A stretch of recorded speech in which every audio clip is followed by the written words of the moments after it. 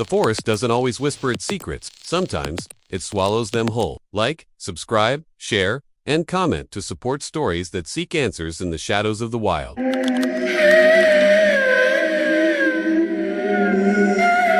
Man Who Knew the Mountain. It was the summer of 1999, and Mount Rainier National Park in Washington State pulsed with life. Tourists flooded its trails in droves, drawn by the brilliant wildflower meadows and the snow-capped sentinel that dominated the skyline. The air was crisp, the skies a pristine blue.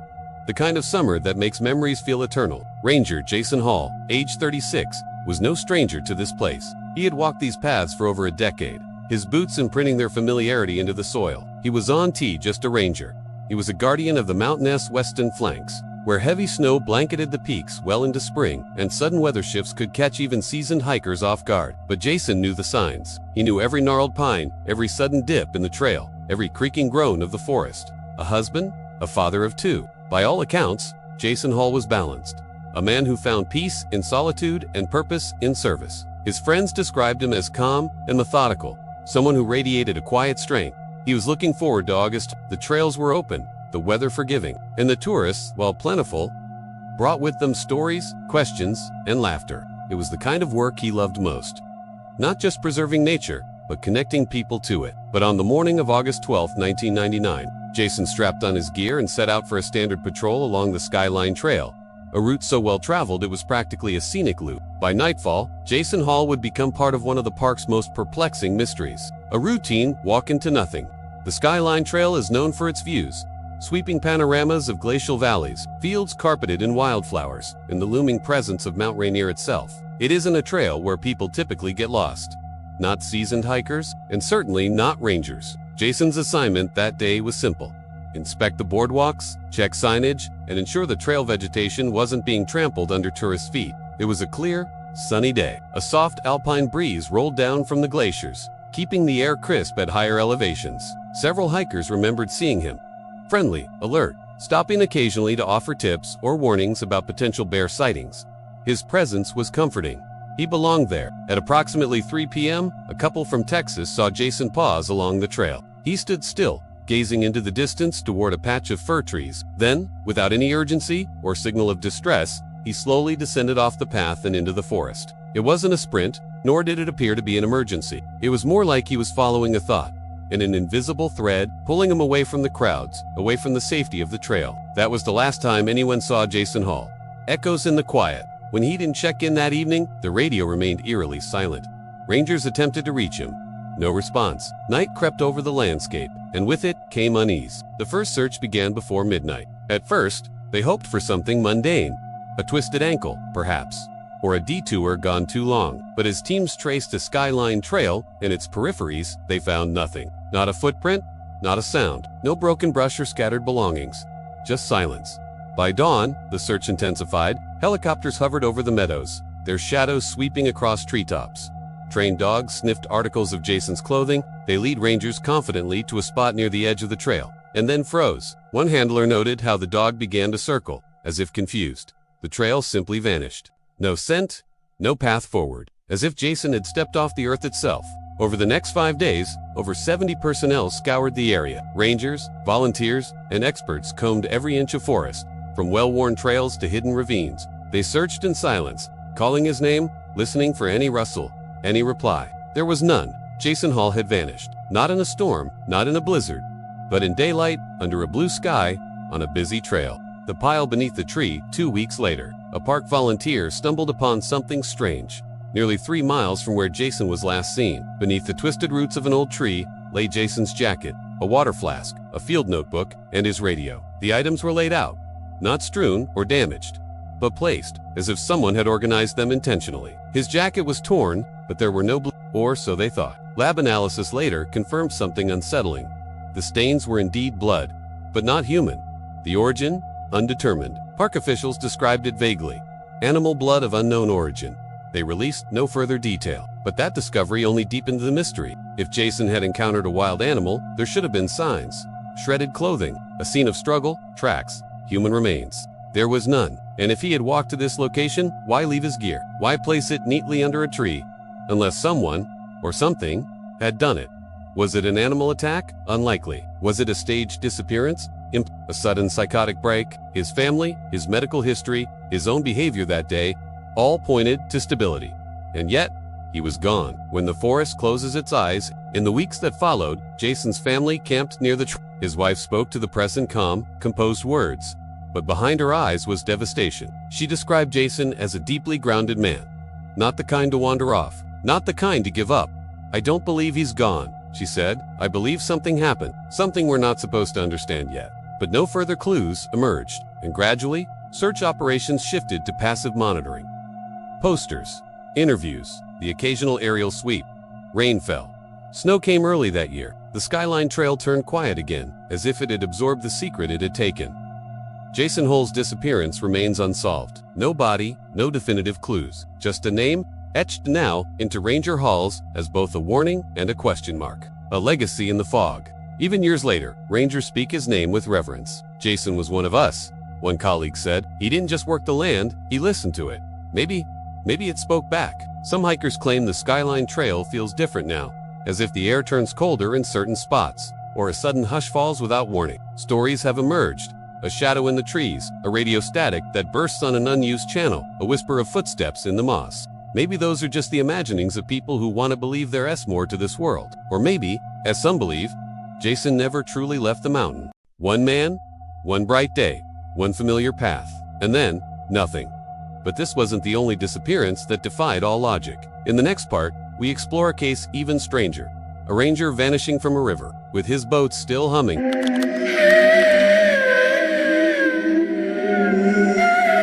Not all rivers lead home. Some carry away more than water.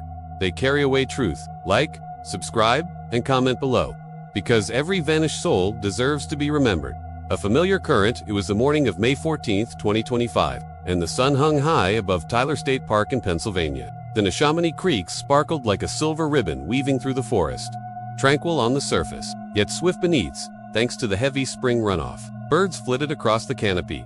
Deer drank cautiously at the banks, and the breeze carried the sweet scent of damp earth and flowering trees.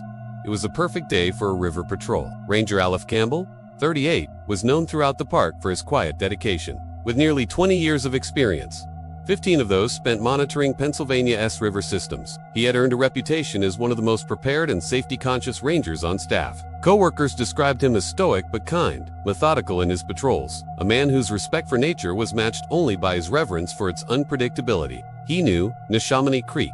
He knew it better than most people knew their backyards. That morning, he pushed off from the eastern bank in his bright yellow patrol kayak. The sky was cloudless. His radio crackled as he checked in. "Starting downstream, North Fork," he said.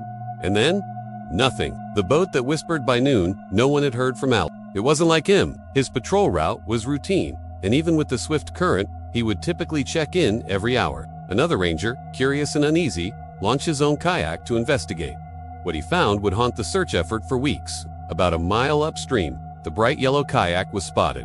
Not capsized, not tangled, not adrift, but gently beached on a shallow, sandy bend in the creek. The bow had wedged into the riverbed, while the stern rocked lazily with the current. The boat's motor was still running, a soft mechanical hum blending unervingly with the rustling trees and flowing water.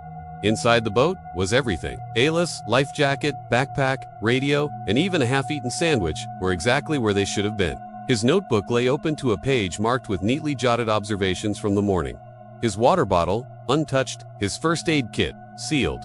Nothing was out of place. Nothing was missing. And yet, Alef was gone. The river offers no clues. The search began within the hour. Rangers deployed boats, drones buzzed overhead, dog teams scoured the riverbank. Volunteers lined the shore, eyes straining for any glimmer of yellow, any flash of movement. But the river, loud, fast, and alive, gave nothing in return. Dogs caught his scent near the kayak.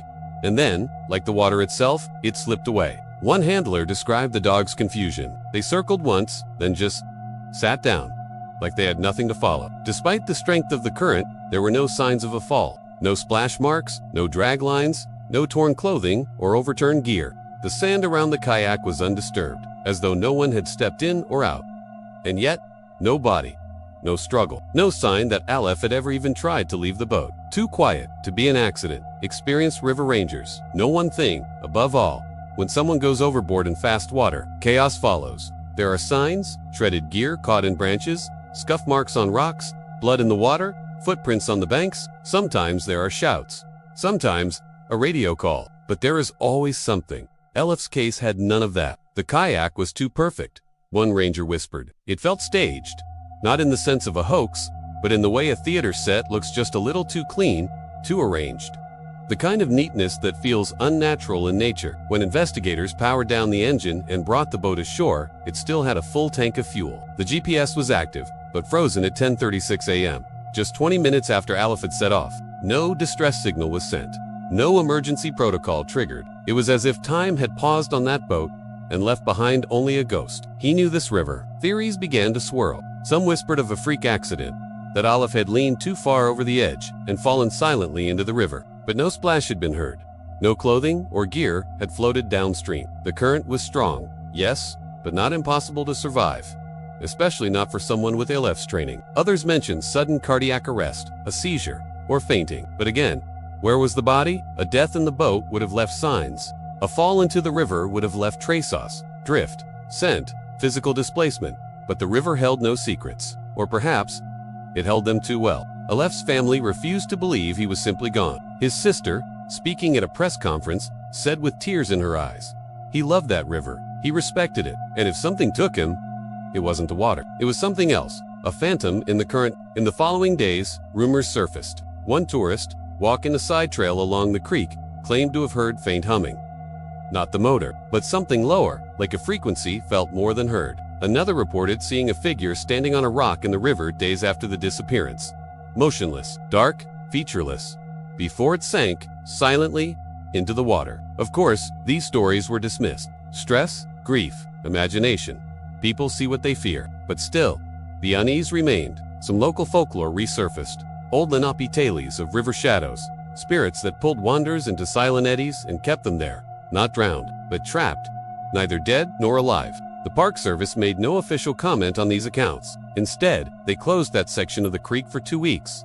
A quiet decision, no explanation. The case grows cold after 12 days of relentless searching. The official effort was scaled back. A press release called it a presumed drowning with no signs of foul play. But among the rangers, especially those who had known Alef for years, the phrase presumed lingered like fog. His badge was retired, his kayak locked away in storage, but the case was never closed. Not in hearts, not in whispers. To this day, new rangers assigned to Tyler Park are told the story of Alef Campbell. Some find it unsettling, others call it legend. But a few, especially those who patrol the river alone, say that sometimes, when the mist rises just right over the water, and the engine hums a little too steadily, they feel like they're not the only one out there. An empty kayak, a running motor, and a man who knew the river better than anyone. Simply gone. But what if the river isn't the only place that takes people?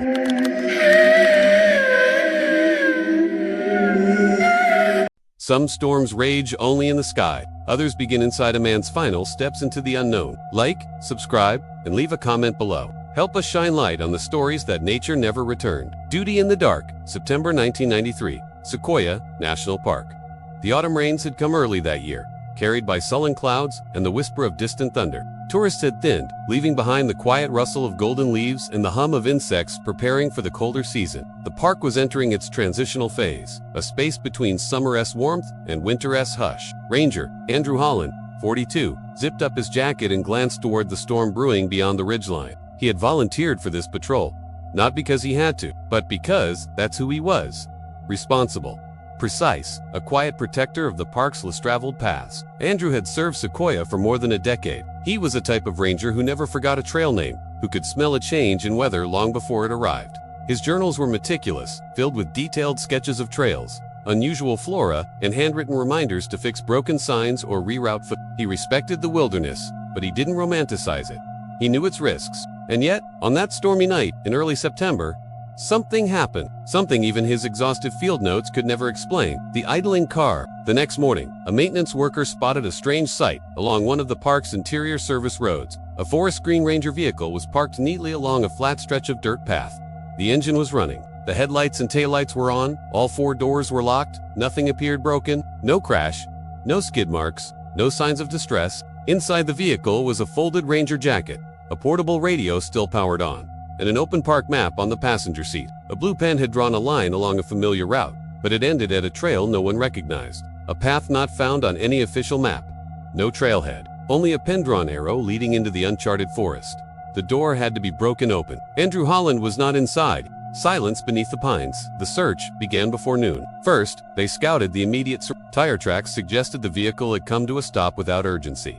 No sudden braking. The soil was damp from overnight rain, but there were no footprints around the car. No evidence that someone had stepped out.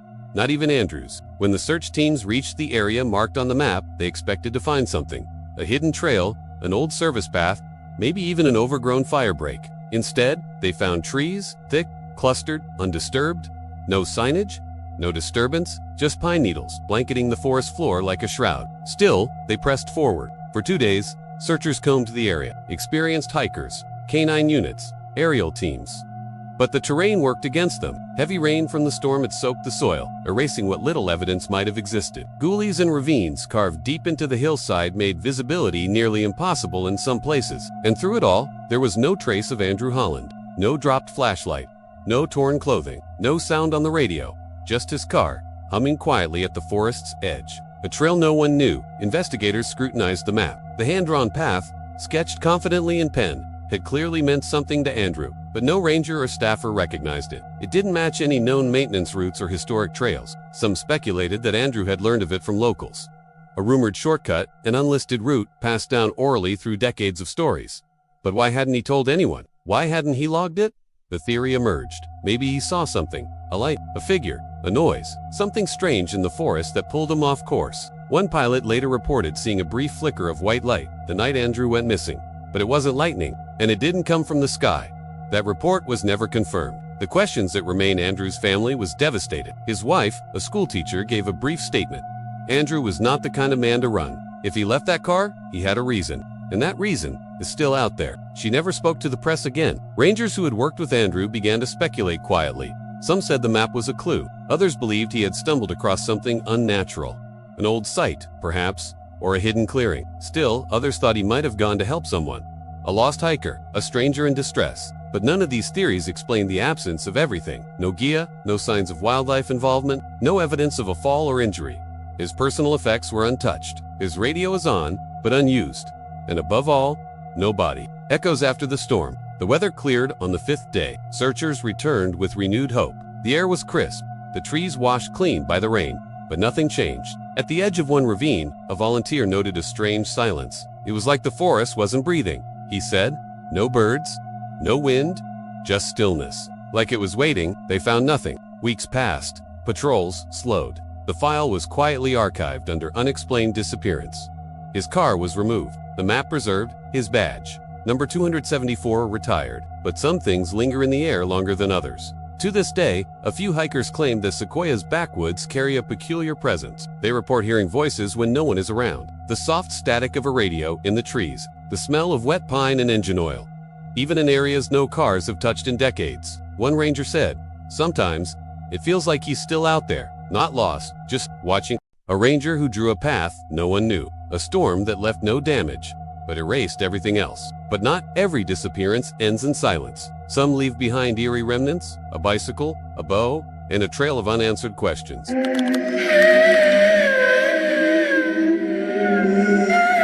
He set out alone, with a bicycle, a trailer, and the call of the forest in his heart. But Naja answered with silence. Like, subscribe, and share your thoughts. Every missing person has a story, and Jacob's is one the wilderness never gave back. The boy who belonged to the trees. In the spring of 2017, the Olympic National Park in Washington stood like a living cathedral.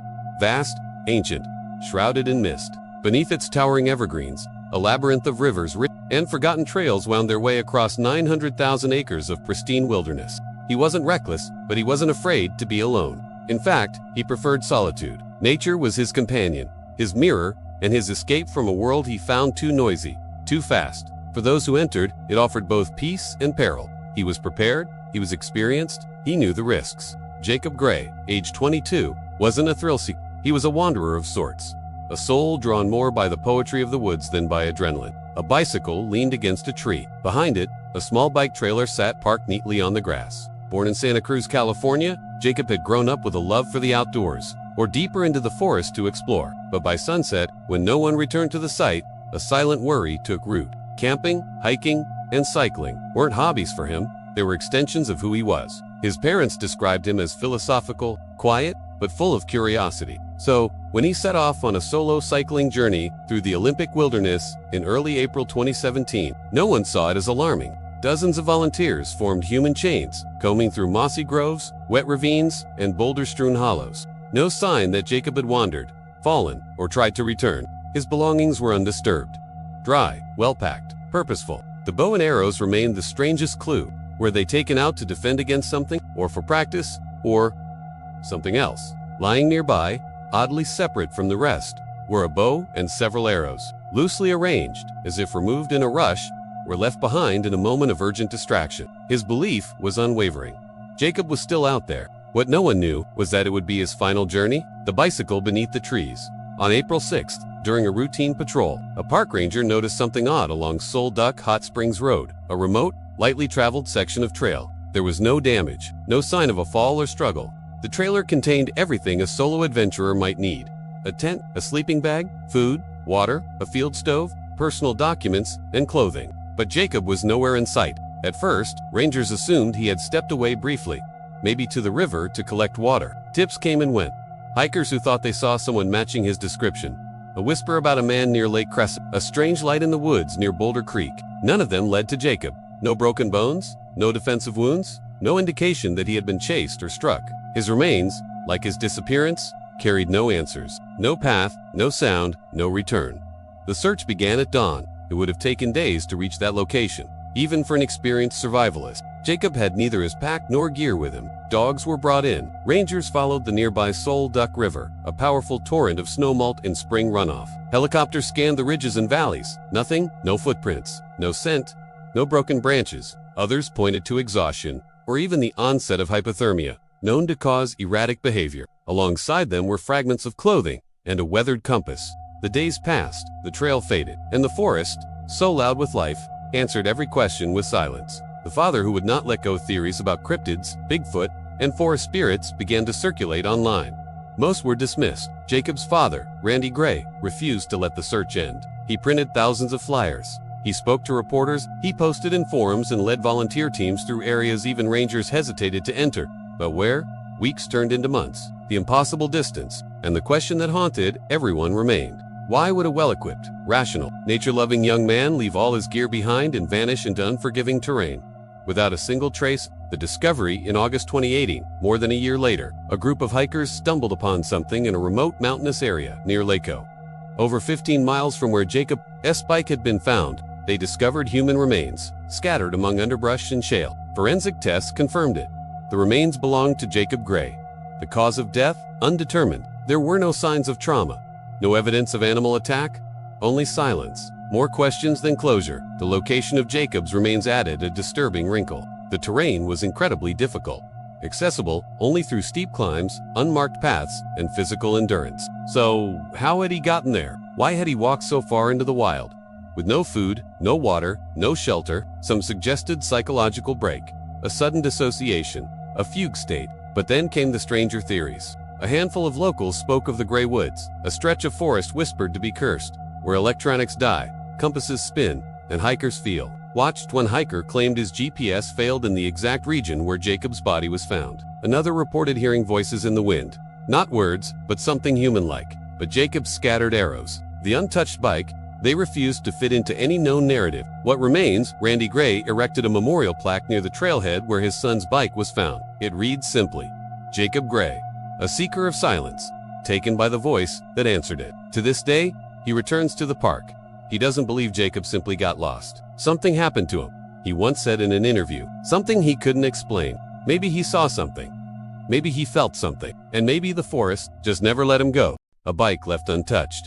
A trail never walked. And a boy who disappeared into a silence that felt too deliberate. But not all vanishings end in death.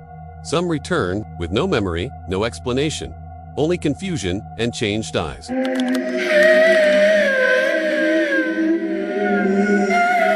It's one thing to disappear.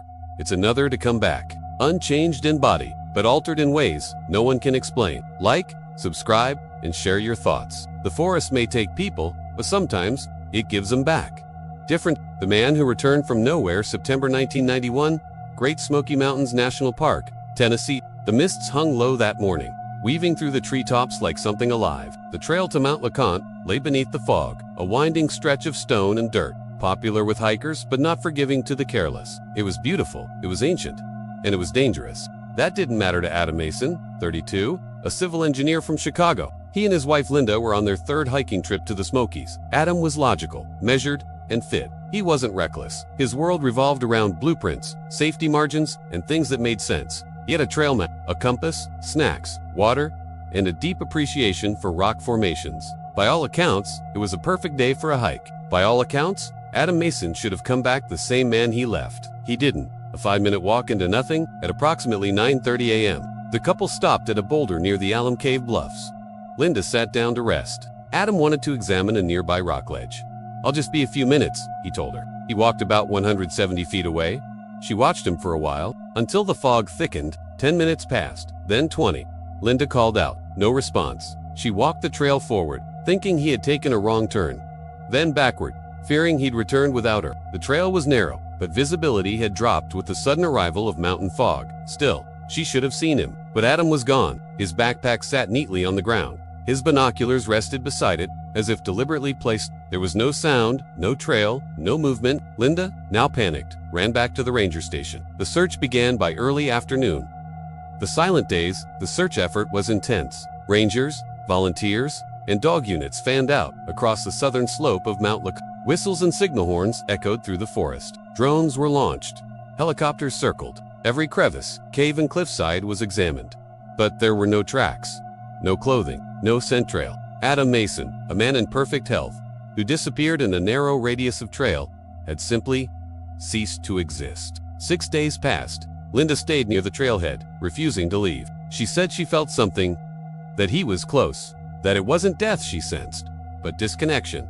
Like he was behind a wall no one could see. Then came September 17th, the return at 9 a.m. A man emerged from the trees at the very spot where Adam had disappeared. It was Adam. He looked pale, disoriented, and deeply confused, but otherwise unharmed. His clothes were dry. His body was clean, without bruises or signs of injury. His backpack still contained sealed food. His watch showed the same time it had when he vanished. It was as if the days hadn't happened. At least, not for him. When rangers questioned him, Adam could only say, "I didn't go anywhere. I was here, but not here." What did he see?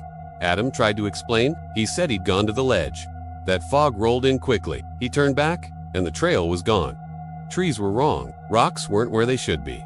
Sounds became muffled. The sun disappeared. And then, nothing. No hunger, no thirst, no movement, just silence. And the feeling of being watched, but never touched. Time didn't move. I didn't feel cold. I wasn't scared. I was just waiting. For what? I don't know. Psychiatrists called it a dissociative episode. He was diagnosed with temporary amnesia and acute confusion, but within 2 days, his mind cleared. He remembered who he was, where he lived, but not what had happened, and he refused to talk about it further. "I feel like I was in a pocket, between things," he told Linda. "Not lost, not dreaming, just somewhere else." The man who changed 3 months later, Adam quit his job. He sold his apartment. He and Linda moved to a small, remote town in Oregon and cut off contact with many friends. According to a former coworker, Adam began reading obsessively. Not engineering journals, but books on quantum mechanics, alternate dimensions, and space-time anomalies. He never believed in such things before. He did now. One friend tried to visit him in Oregon, but Adam refused. He wasn't scared, the friend recalled. He was guarded. Like he knew something he couldn't say. Theories and whispers. Some chalk it up to trauma. Others say it was a mental break brought on by altitude and isolation. But others aren't so sure. In the decades since Adam's return, hikers have reported strange occurrences in the same region of the trail. Unexplained fog, sudden dizziness, spinning compasses, and the overwhelming feeling of being watched. In one case, a hiker claimed he lost track of time for 3 hours while walking the same path. Another swore the trees had moved while he was resting. Still, the Park Service never made any official link between these incidents and Adam Mason's case. Unofficially, rangers whisper about it still. They call it the Veil, a part of the trail where time sometimes blinks, and the world, just for a moment, changes shape. What Adam never said in his only public interview, Adam offered one final comment. "If I ever go back there, I don't think I'll come back again." Then he looked into the camera and said nothing more. 6 days, no food, no shelter, no memories. A man who vanished and return like a shadow wearing the same skin. But some who vanish don't come back. Not alive, not ever.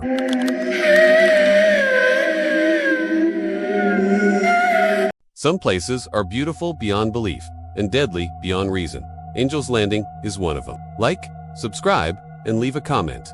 Every vanished soul leaves a whisper. It's our duty to listen before the silence swallows more. Zion's most terrifying trail, towering nearly 1,500 feet above the canyon floor. Angel's Landing is one of the most breathtaking and most dangerous hikes in the United States. Perched on a narrow fin of sandstone in Utah's Zion National Park, the trail snakes upward across sheer cliffs, dizzying drop-offs and chains bolted into rock. It's a pilgrimage for thrill seekers, photographers, and nature lovers. It's also a place where people vanish. On October 22, 2022, John Bale, a 29-year-old photography teacher from Flagstaff, Arizona, arrived at Zion with a single goal: to capture sunrise over Angel's Landing.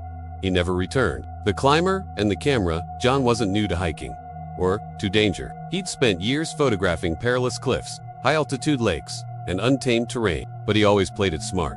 Safety ropes, backup batteries, gear checklists. His photos were clean, sharp, meticulous, like the man behind the lens. That morning, he left the park lodge at 4:30 a.m. He told the front desk clerk he'd be hiking solo, with camera gear, aiming to reach the summit before first light. He wore thermal hiking clothes, had GPS, a satellite phone, and 2 cameras. One hiker, leaving the trail early due to altitude sickness, reported seeing a man matching John's description near Scow Lookout just before dawn. He looked focused, the hiker recalled, like he was chasing something, maybe the perfect shot. That was the last known sighting of John Bale. No body, no fall, no return. By noon, when John failed to check out or respond to calls, rangers launched a welfare check. The path to Angel's Landing was quiet. No hikers reported accidents. No one heard screams. No gear was found along the cliffs. But at the summit, rangers found something odd. His tripod, set up precisely, pointed toward the eastern ridge. Its legs extended, its head tilted slightly. No camera attached. Nearby, resting against a boulder, was a coffee thermos, half full and still warm.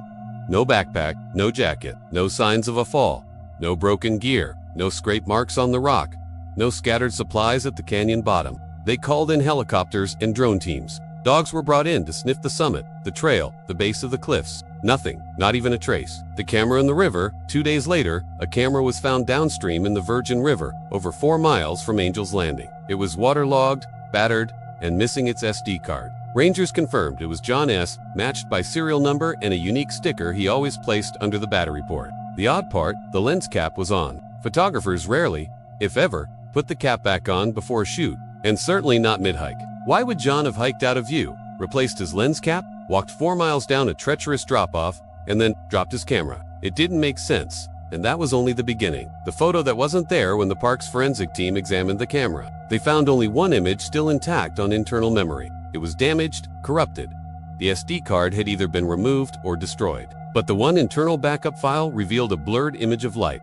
Not sunrise, not a star, not the sun. Just a white vertical beam, narrow and sharp, rising into the air in the center of the frame, like a sliver of lightning frozen in place. Some said it was an exposure glitch. Others weren't so sure. The timestamp, 5:47 a.m., exactly when the sun first broke the canyon rim. The Whisper Trail. After 2 weeks of searching, the official investigation concluded. Missing person, presumed deceased. But there were problems with that conclusion. No body, no gear, no logical fall location, no wind strong enough to knock a man down that day. And whispers began to spread. A volunteer searcher claimed to have seen footprints that led toward the edge of the summit. But they didn't go all the way. Stopped, she said. Not at the edge, not where someone would jump, just pinned it. Another searcher claimed to hear camera shutter clicks echoing in the wind. Even after the search had ended, hikers reported feelings of being watched near the summit. One claimed to feel unsteady, not from the height, but like the rocks were pulsing underneath me. The Park Service declined to comment on these claims. Who was John Bale? His friends described him as a seeker, not just of light or beauty, but truth. He believed there were thin places. One colleague said, where the veil between this world and something else was thinner. He used photography to try and see it. His Instagram page, still online, ends with a final caption. Some places are too quiet to be empty. Some mornings never really arrive. The post was uploaded minutes before he vanished. The sky at dawn. Angel's Landing has claimed lives before hikers falling, losing grip, daring too much. But John's case was different. Too clean, too precise, To quiet, the way the gear was left. Positioned, arranged. The tripod wasn't dropped. It wasn't knocked over. It stood like it had been abandoned mid-shot. Not by fear, but by distraction. What pulled his attention away? Why no screams, no misstep, no panic, just a gap. Like a single frame missing from a film. And then, nothing.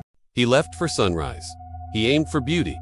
But something else found him first. Across forests, rivers, and mountaintops, these vanishings whisper a truth too large to ignore.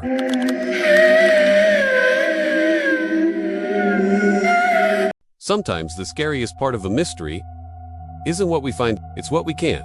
Like, subscribe, and share your thoughts in the comments. This story doesn't have a final chapter until we write it together. The silence between the trees. Let's step back for a moment. 7 stories, 7 disappearances. 1 came back. 6 did not. Some vanished under open skies. Others were swallowed by rivers, mountains, or trails just steps from safety. Some left behind gear, photos, even meals unfinished. Some left nothing at all. But they all share one thing in common.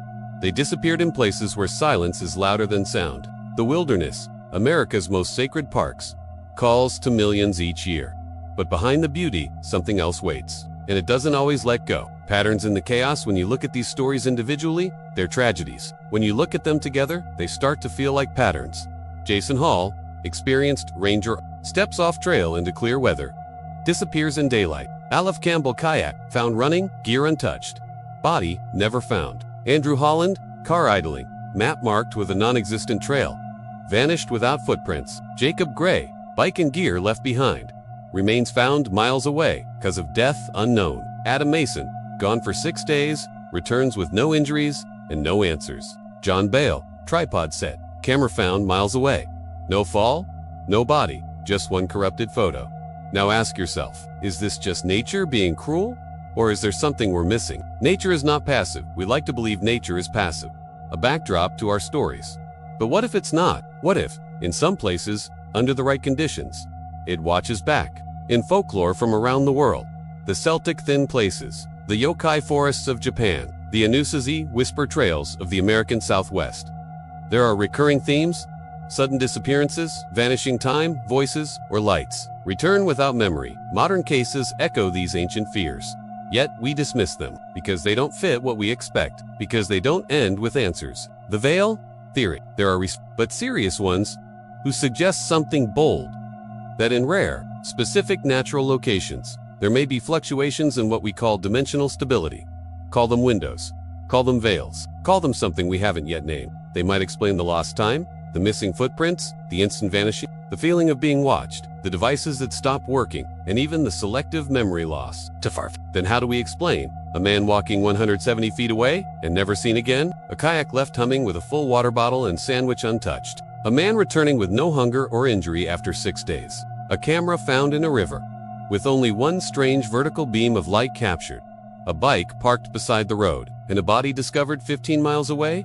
These stories don't follow the rules, and that's the most unsettling part. Human error, or something else. Of course, many will say, a calm's razor. People make mistakes. They fall, they get lost. Animals intervene. Weather shifts? Yes. That's true in many cases. But not all, because sometimes what's left behind doesn't make sense. Not to experts, not to rangers, not to the people who knew these victims best. It's the lack of chaos that feels most eerie. The 2 TD scenes, the gear arranged neatly. The absence of struggle or sound. It's not how people go missing. It's how they don't leave a trace. The echoes we can still hear. For the families, the pain never ends. Some still set out every year with dogs and flyers. Some stare at old voicemail recordings. Some wait by rivers that no longer answer. Some dream of forests with gates they can't walk through. They live with questions that no search party could solve. And yet, they still hope. Because hope, like the wilderness, refuses to be silenced. Final reflection: what we can learn whether these disappearances are due to human missteps, rare, natural phenomena, or something beyond our comprehension. They remind us of something important, that we are not in control. The forests, the rivers, the cliffs, they are older than we can imagine. They hold memories we were never meant to access. They speak a language we've only just begun to hear. And sometimes, when we step too deep or listen too closely, they answer. If these stories moved you, if you believe these lives deserve more than silence, then leave a comment, share this video, subscribe to the channel. And remember, every step into the wild is a choice. One not everyone returns from. They were rangers, hikers, seekers, and explorers. They were people like you, like me, and they are still missing. This has been most mysterious tourist disappearances in national parks that remain unsolved. Until next time, stay curious, stay safe, and never underestimate the silence between the trees.